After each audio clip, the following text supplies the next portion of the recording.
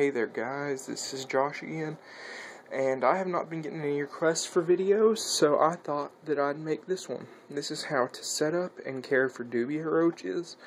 I thought this would be a good video to make because these feeders are growing in popularity quite a bit, and they are extremely easy to breed roaches. And they make amazing feeders. So as you can see, this is what I keep them in. It's a 10-gallon tub. I mean, you can get them anywhere for extremely cheap. And then you can see I have two vents on top. This one is an air vent, and then this one is where I actually keep the heat light. You want to keep these guys between 75 and 95 degrees. I try and keep mine at least 90 degrees because they seem to breed more at that rate. And I've got 2 bearded dragons and 3 leopard geckos, so I try and get them to breed as much as I can.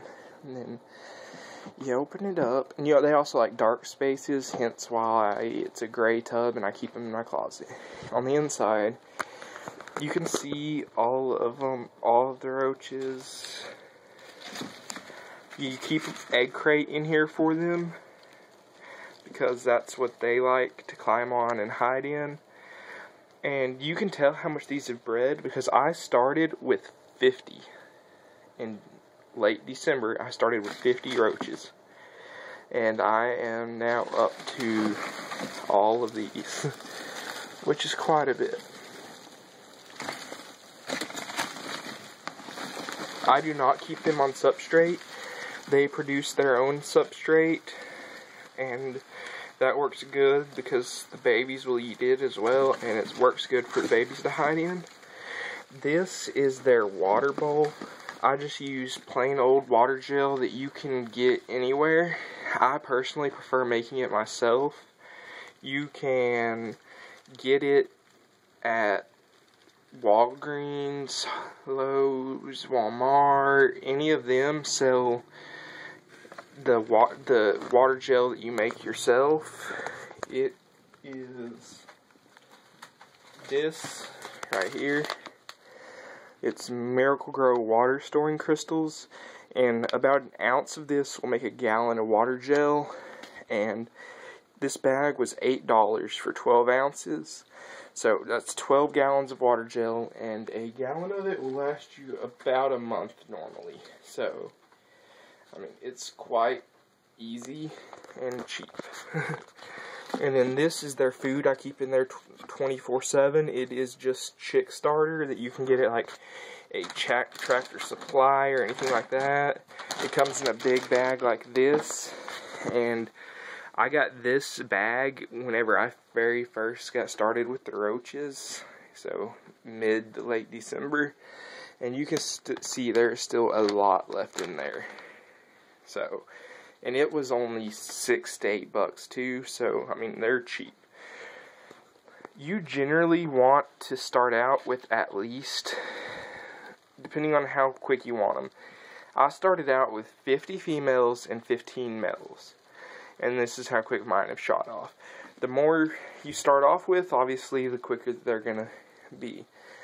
I prefer a generally 4 female to every male, give or take.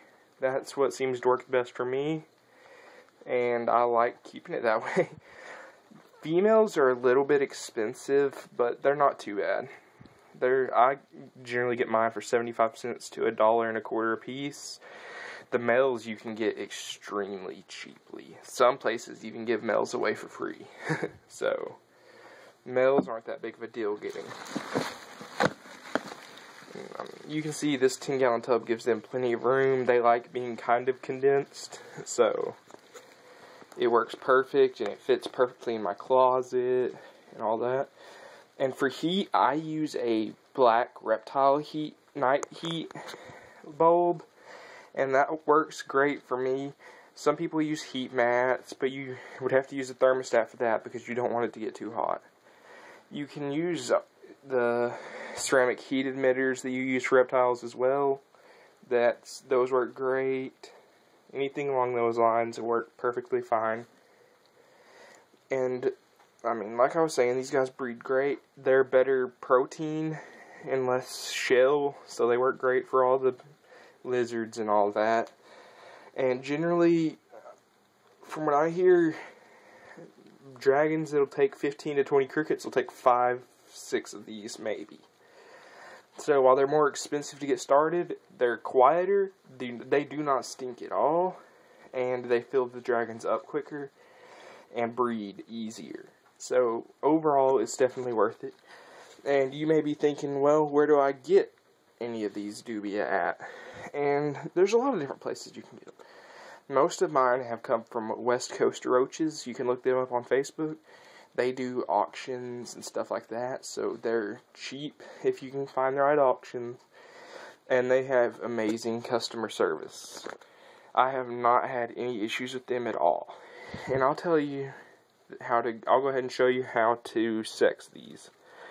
I can't really sex them very well myself until they're adults, but the easiest way to tell is, let me get one. They're being a pain in the butt. Also, and these cannot climb plastic or glass, so they work great for that aspect too. This is a female. You can tell the females because they really do not have any wings, and they have this more shiny approach to them compared to the males. You can see that the adults get pretty big, and they're hardy too. They're extremely hardy. Now, let me grab a male.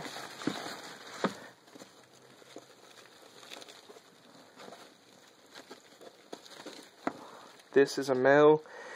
You can see the clear difference in them. These have wings that they don't really fly with them as much as they just kind of flutter down if they fall, like you might have seen with that one.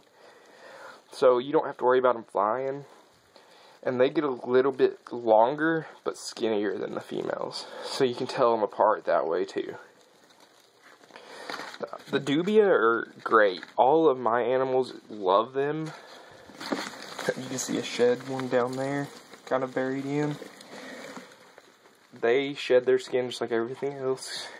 And all my animals love these. They will go crazy for them. I don't feed them as a staple quite yet because I want them to build up even more so that I can just cut everything out and just feed these. And that's going pretty good so far. I just don't have it where I want yet. And I hope you like this video. If you have any video requests, please send them in. That is one of the reasons I have not been making videos as often, because I just don't know what to make them for, and I want to make what y'all want me to make. So, thanks for watching. Please subscribe if you haven't already. Please like, comment, etc. Thank you.